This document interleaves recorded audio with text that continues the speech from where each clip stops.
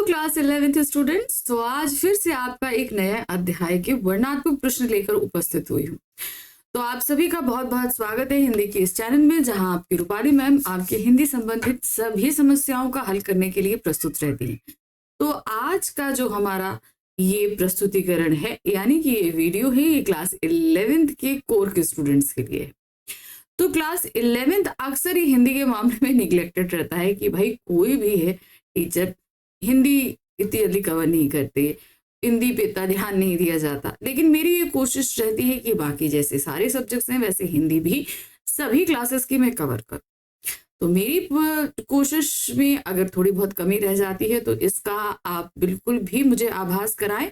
Comment box में आप पूरी तरीके से फ्री हैं अपनी राय प्रकट करने के लिए, ठीक है। तो चलिए आज का वीडियो देख लेते हैं। आज हम कर रहे हैं क्लास 11th की हिंदी कोर की हमारी बुक है आरोह भाग 1।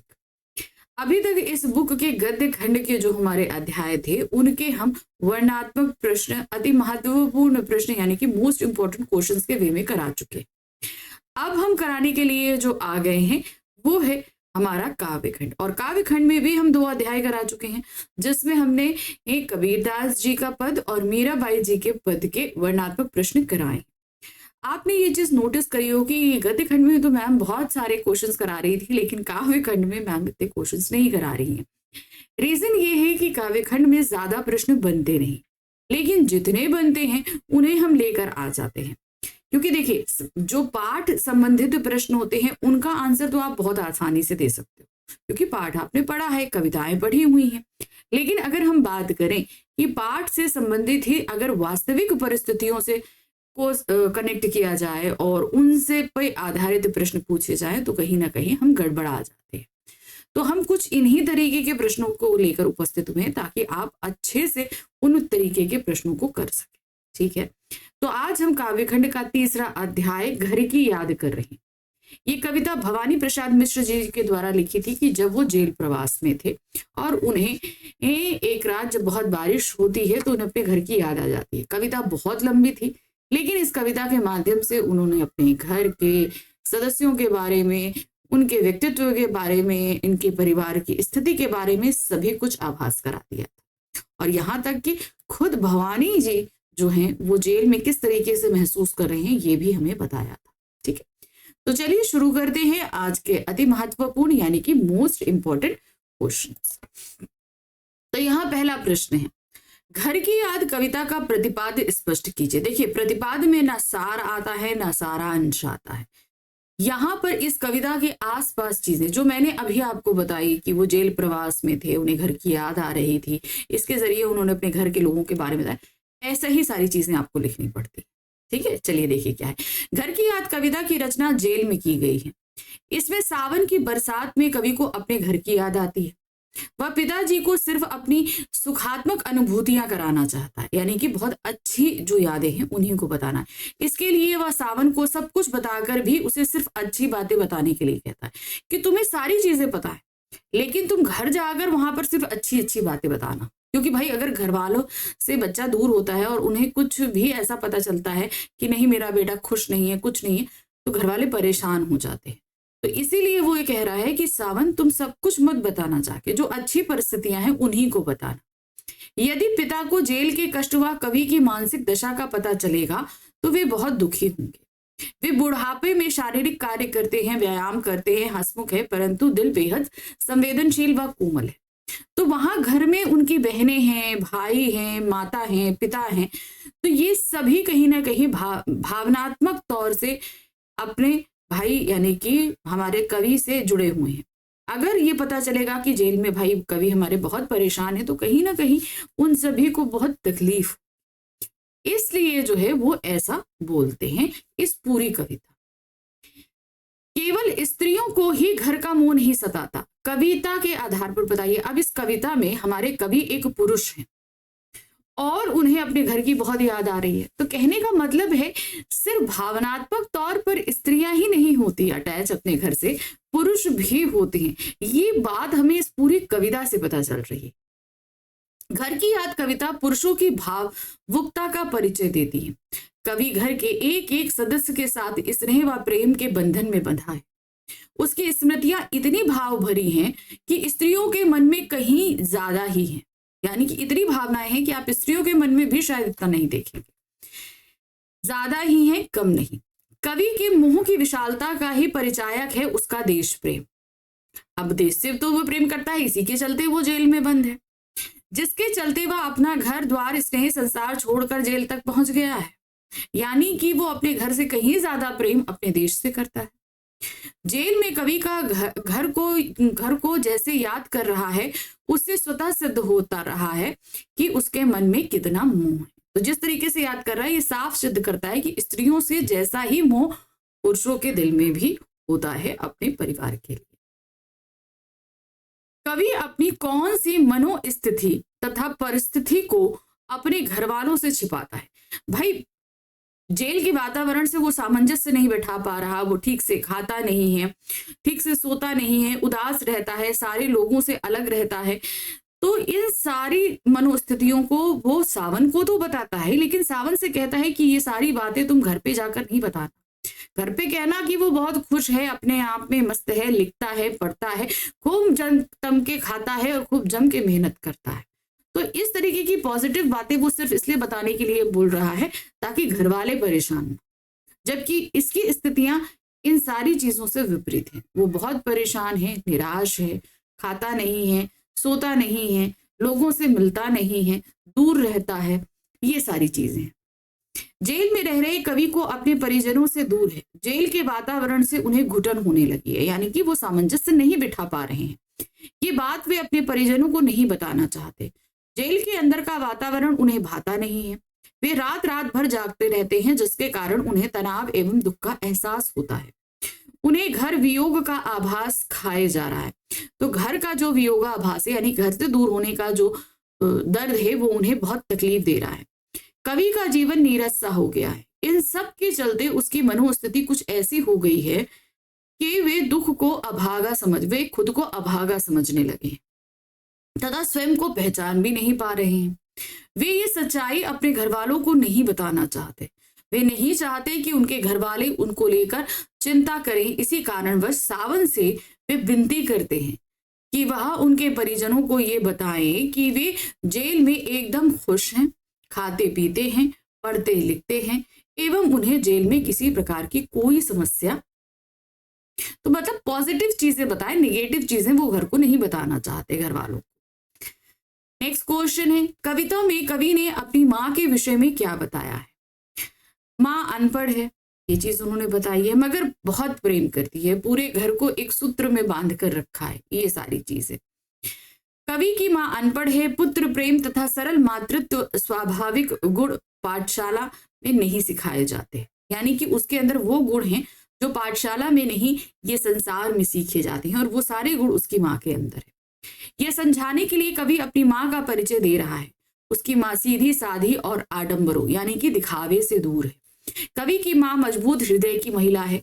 उसका प्रमाण कविता की उन पंक्तियों से प्राप्त होता है जहां कवि के पिता कमजोर पड़ जाते हैं, यानी कि इतने मजबूत हृदय और शरीर वाले जो उनके पिता हैं वो कमजोर पड़ गए, तो उस जगह उसकी माँ कहती है कि भाई तुम रो नहीं, तुमको रोता देखकर पूरा घर विचलित हो जाएगा, और कवि को याद करके रोने लगते हैं। तब कवि की माता उन्हें संभालती हैं और समझाती हैं कि वह उनके ही कहे मार्ग पर चल रहा है, उन्हें कवि का गर्व होना चाहिए। यानी कि उन्होंने बचपन से अपने बेटे को जो सिखाया है, देश सर्वोपरि है, वो उसी मार्ग पे चल रहा है, तो फिर इतना दुखी होने की जरूरत। साथ ही साथ उन्होंने ये भी बोला था कि अगर वो नहीं जाता तो कहीं ना कहीं मेरी कोख को लग जाता, ये बात भी उन्होंने बोली थी, है ना। कवि बादलों से कौन सा संदेश छिपाने को कह रहा है? तो सावन के बादलों से वो संदेश छिपाने के लिए बोल रहा है जहां पर कवि ने ये बताया है कि वो दुखी है, निराश है, ये सारी बातें उसने घर पे ना बताने की बात कही। कवि ये नहीं चाहता कि जेल के कष्टों के विषय में उसके परिजनों को पता लगे, अतः वह बादलों से कहता है कि घर से दूर रहकर वह बड़ा दुखी है, ये बात घर तक मत पहुंचाना। ठीक है, घर में ये बात पता नहीं चलनी चाहिए।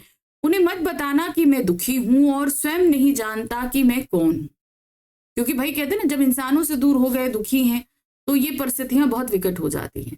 कवि सावन से आग्रह करते हुए कहते हैं कि हे सावन, मेरे परिजनों के समक्ष मेरा कोई दुख मत बताना, किसी भी तरह के दुख को उनके सामने प्रकट मत कर। प्रश्न संख्या 6 है, कवि के पिता को कवि पर गर्व क्यों है? क्योंकि उन्होंने अपनी सारी चीजों, सारे से परे ये देश प्रेम को रखा। जो बातें उनके पिता ने उन्हें बचपन से सिखाई थी, उस परंपरा को, रीति को उन्होंने आगे चलाया है। इस बात से उनके पिता को बहुत गर्व है। कवि के पिता को भारत माता से बहुत लगाव है। वह भारत को परतंत्र नहीं देख सकते थे और इसी परंपरा को निभाते हुए कवि जेल गया, तथा इसी कारण कवि के पिता को कवि पर गर्व है कि कवि उनके बताए हुए मार्ग पर चल रहा है। कि जो मार्ग मैंने बताया, देश प्रेम का, देश के हित के लिए चलना, वो काम वो कर रहे हैं। इस बात से उनके पिता को कवि के ऊपर बहुत गर्व है।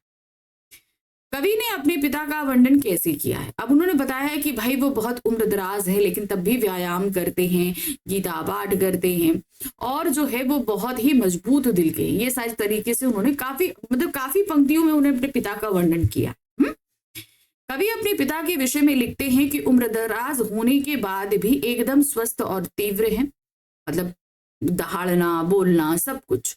उनकी प्रशंसा में कवि बताते हैं कि उनके पिता प्रतिदिन सवेरे जल्दी उठकर गीता का पाठ एवं व्यायाम करते हैं। वे हर मुश्किल आसान काम को तीव्र गति से कर लेते हैं। मुश्किल हो, आसान काम हो, उसे बहुत तीव्र गति से करते, बहुत जल्दी खत्म करते हैं एवं खुलकर खिलखिलाकर हंसते हैं। कवि के पिता उत्साहशील होने के साथ साथ संवेदनशील भी हैं। उन्हें अपने पुत्र की चिंता सताती रहती है तथा उसका उनकी आंखों के सामने ना होना उन्हें खलता है। ये भी खलता है कि भाई उनका जो 5वां बेटा है वो उनके सामने नहीं है। परंतु उन्हें कवि पर गर्व भी है, क्योंकि वह उनके दिखाए हुए मार्ग पर चल रहा है, अर्थात देश की स्वतंत्रता में अपना योगदान दे रहा है। तो बेटे का वियोग तो उन्हें कहीं ना कहीं खल रहा है, सता रहा है, लेकिन इस चीज का भी गर्व है कि वो हमारे देश की परंपरा को निभाते हुए आगे चल रहे हैं। जो उन्होंने सिखाया है वो काम कर रहे हैं, इसलिए उनको गर्व भी है।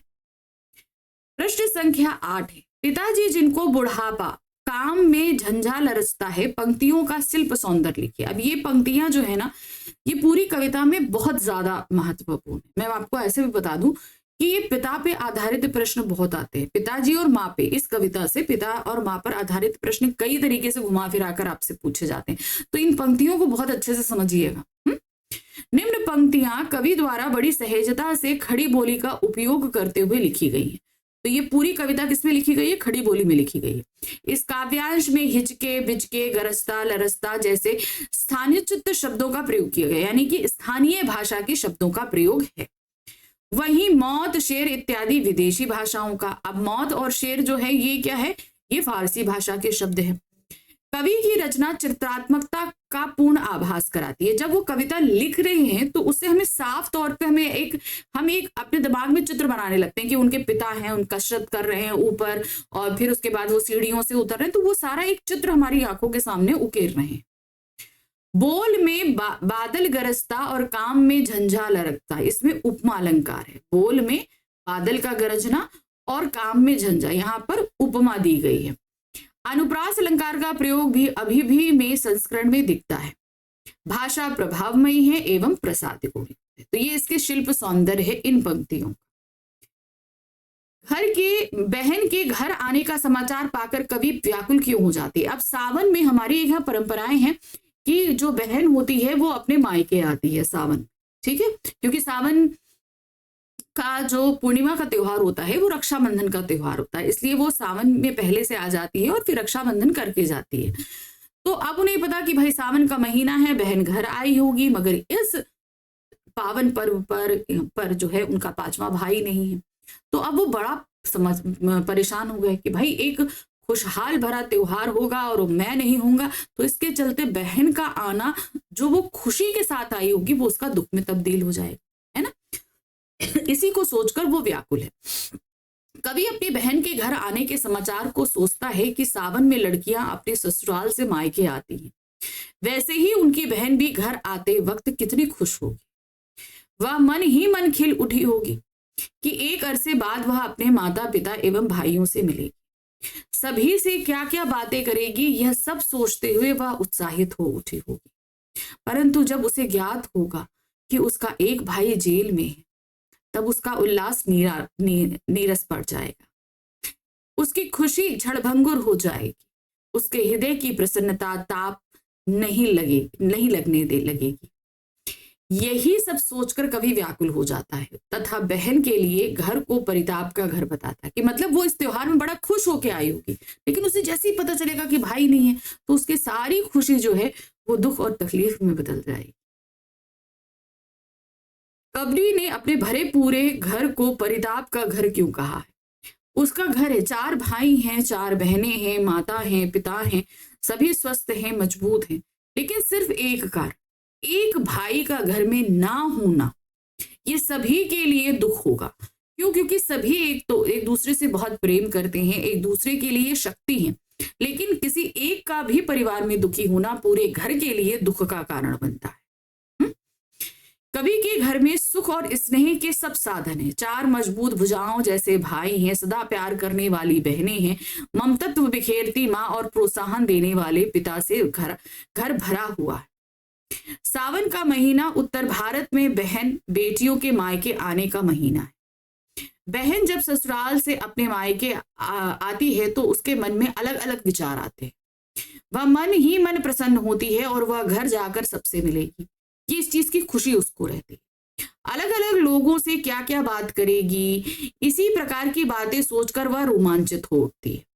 आज पानी गिरने से कवि की बहनों के आने पर हंसी खुशी से घर भर जाने वाले घर की याद आती है। कवि को लग रहा है कि भाई इसी मौसम में तो मेरी बहन आती है ना। वह जानता है कि इस वर्ष बहनों को केवल 4 भाई मिलेंगे और 5वें यानी कि कवि स्वयं का अभाव घर को दुख से भर देगा। भाई जेल में यातना झेल रहा है, वह उन सब से दूर है, इसीलिए भुजाओं के समान सहयोग देने वाले 4 भाई और प्यार का प्रतीक बहनें और माता पिता सभी दुखी। यह बात दूर जेल में बैठा कवि जानता है, इसीलिए कवि ने बहन के लिए उसे परिताप का घर कहा है, क्योंकि भाई घर वाले ही दुखी हैं तो बहन जो खुश होकर आई है वो दुखी हो जाएगी, तो इसलिए पूरे घर में सभी लोग दुखी हैं, क्योंकि स्वयं कवि जो हैं घर का एक सदस्य उनके पास नहीं है और वो भी जेल में बंद है और तकलीफें झेल रहा है, ये और सबसे बड़ा दुख का कारण है। तो ये था हमारा आज का अध्याय जिसे हमने पढ़ा। आई होप आपको बहुत अच्छे से ये प्रश्न समझ में आए होंगे कि कैसे कैसे प्रश्न बन रहे हैं। तो कुछ ऐसे ही प्रश्न आपसे पूछे जाने वाले हैं, तो कविता आप अच्छे से पढ़ लो, फिर जैसे आप प्रश्न को समझ जाओगे कि ऐसे ऐसे उत्तर इनके लिखने हैं तो फिर आपको परेशानी नहीं आएगी। ठीक है, आपको ये वीडियो कैसा लगा या आपको कुछ और चीजों की जिससे रिलेटेड आप अपनी प्रिपरेशन कर सको, अगर ऐसी कोई बात है तो आप कमेंट बॉक्स में जरूर कमेंट कीजिएगा और साथ ही साथ चैनल को लाइक करिए, सब्सक्राइब कीजिए, शेयर कीजिए। क्लास 11th की पूरी प्लेलिस्ट आपको नीचे डिस्क्रिप्शन में मिलेगी, कहीं पे भी आपको कुछ खोजने की आवश्यकता नहीं है या ना परेशान होने की जरूरत है। ठीक है, अब हम मिलेंगे अपने नेक्स्ट वीडियो में, तो फटाफट हम उसकी प्रिपरेशन करते हैं और आप भी पढ़िए। मिलेंगे अगली बार। Thank you for watching, bye bye.